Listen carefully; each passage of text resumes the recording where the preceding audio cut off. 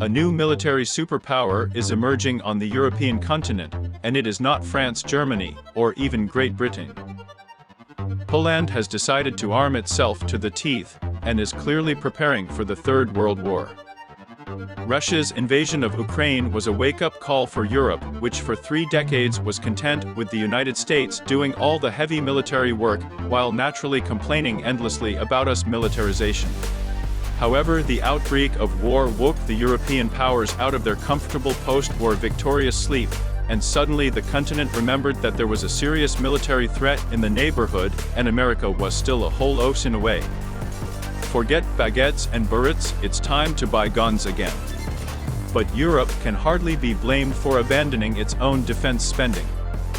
After decades of procurement poised to fight an apocalyptic battle for global survival, the West sighed collectively as it realized that billions of dollars of military spending had been redirected to civilian projects.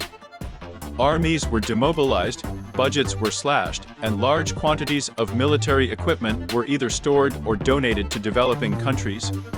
With the rise of extremism, the European militaries focused on small-scale regional conflicts, with the logistics almost entirely handled by the United States. The next major war will be won by hugs or simply won't be fought at all, as Europe tried to win Russia over by deepening trade relations with its capricious neighbor. However, all Europe has been able to do is give Russia incredible leverage over them, because Russia did not end the war to advance its national agenda. When war broke out in Ukraine, Europe was taken by surprise, and despite having a combined gap many times that of Russia's, they can't beat Russia's supply within Ukraine. However, Poland quickly took notice, and overnight the country went on a dizzying shopping spree of all sorts of new military gear. Poland has good reasons to want to buy absolute mountains of new tanks and other equipment, and this is not an exaggeration. If someone more competent had planned Russia's invasion of Ukraine, Poland could have found itself at the epicenter of a new military struggle for Europe, and there would be little that the major European powers could do to help the nation. The UK has been in decline as a military power for decades, and its military was halved at the end of the Cold War. As an island nation, the British have the most important ability to send expeditionary forces overseas, and yet during the wars in Iraq and Afghanistan, the British military was nicknamed the borrower for their propensity to trade for pieces of equipment they lacked. In the meantime, their navies had been greatly reduced, and the ships were effectively mothballed so that their crews could be used elsewhere. In 2021, the British Parliamentary Defence Committee presented a scathing report citing serious problems with the Royal Navy, including a critical lack of offensive capability and too few surface ships and submarines. The German side is facing its own important problems. Maintenance problems due to a shortage of qualified technicians, as well as spare parts, mean German pilots aren't getting as many cockpit hours as they need to stay proficient. The country is also unable to meet NATO's requirements for rapid response. France is perhaps the only European power with significant military potential. In fact, we have nothing to criticize France, except that its expeditionary capabilities are still a bit lacking, but the experience gained in counter-terrorism operations in Africa helps to solve this problem. We're not nitpicking Europe unfairly, it's just that the continent has lived on the back of the US military for decades. The Royal Navy prioritized the decommissioning of logistics ships as a cost-saving measure. Why? Because in any proposed conflict, the United States and its huge logistical capabilities will be involved. Germany has abandoned most of its ground-based air defense. Why? Because any war she was involved in would involve air superiority, largely due to the United States. After the end of the Cold War, Europe emerged as a power that complemented the US combat capabilities rather than being its own strength on the battlefield. Given the fact that Europeans' favorite historical pastime has been mercilessly slaughtering each other for millennia, perhaps that wasn't such a bad thing. Poland saw which way the wind was blowing, and that it could not rely on its European allies for national defense. The US military is the most powerful in the world, but it is also half the planet away, and judging by history, and if you are Poland, It absolutely is. Then by the time the US Army arrives in Europe in full force, Poland would already be a battlefield. Perhaps no nation in the world is more cursed than Poland, which has historically served as a convenient middle ground for major European armies to tear each other to pieces. This is because the nation has little to no defensive geographic features, allowing invaders to stroll casually right at their leisure. Poland is no longer Europe's punching bag and seeks to field the most combat-ready armed forces in Europe. Polish Prime Minister Mateusz Morawiecki addressed the nation on the eve of Independence Day, saying that the Polish army must be so powerful that it does not have to fight on its own strength alone. Judging by the number of orders for weapons, this is much more fact than wishful thinking. Poland is increasing its defense spending from 2.4% of its GDP to a whopping 5%, more than even the United States. It also puts other NATO partners to shame, who have pretty much struggled to meet the alliance's minimum requirement of 2%. It is also a long-term commitment, as the country is determined to double the size of its armed forces by 2035, from 150,000 to 300,000. These troops will need combat equipment, and Poland is buying it in large quantities.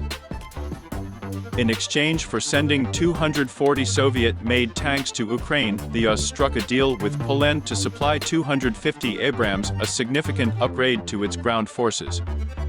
But countries have been following the fighting in Ukraine very closely and have made a direct offer to Lockheed Martin to buy about 500 HIMARS.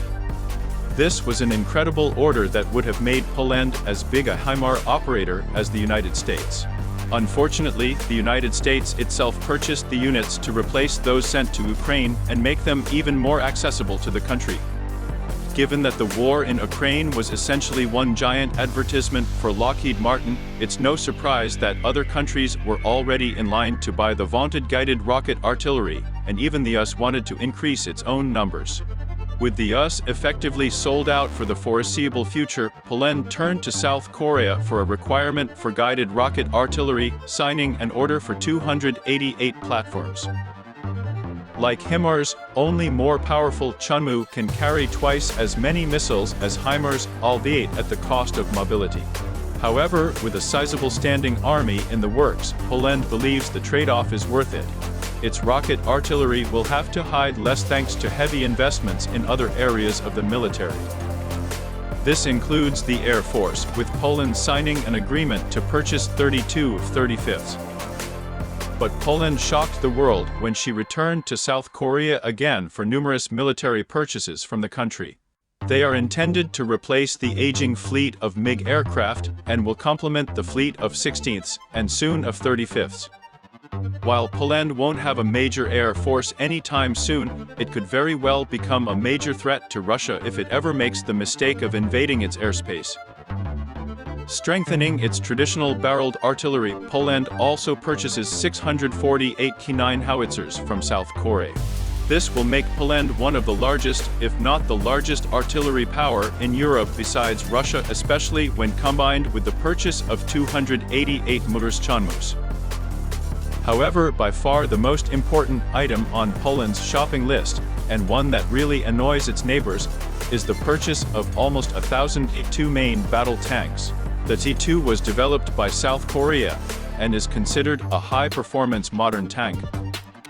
However, its real capabilities are unknown, since the tank has never participated in hostilities and the South Korean government is in no hurry to release secret data.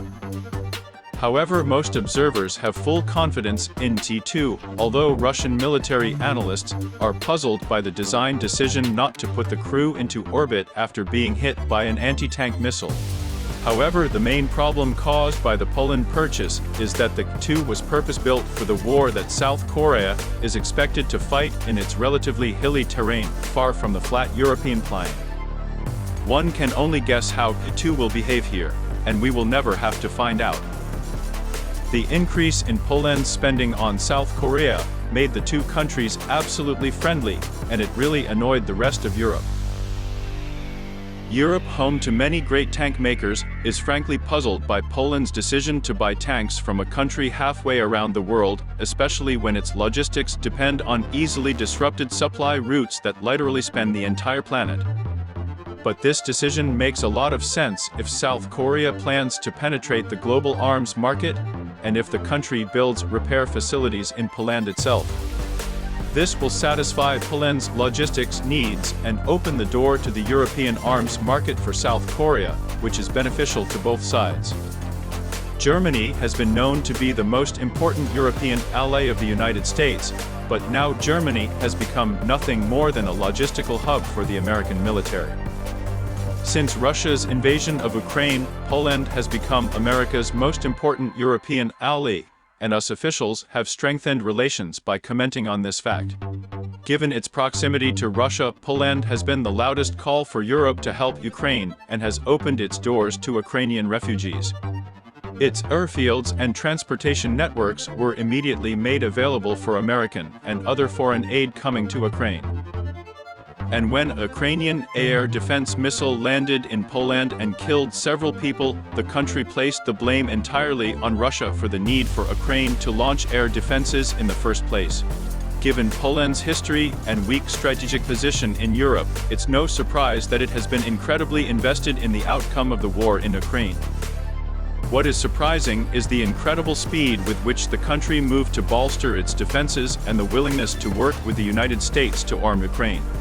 Given its position within Europe and the military capabilities it will soon adopt, it is easy to see why Poland will soon surpass the rest of the European powers as America's most important ally in the region. However, it remains to be seen if the country makes all of its planned purchases, especially if the war in Ukraine ends earlier than expected and the Polish population grows tired of the incredible price tags on some of these weapons.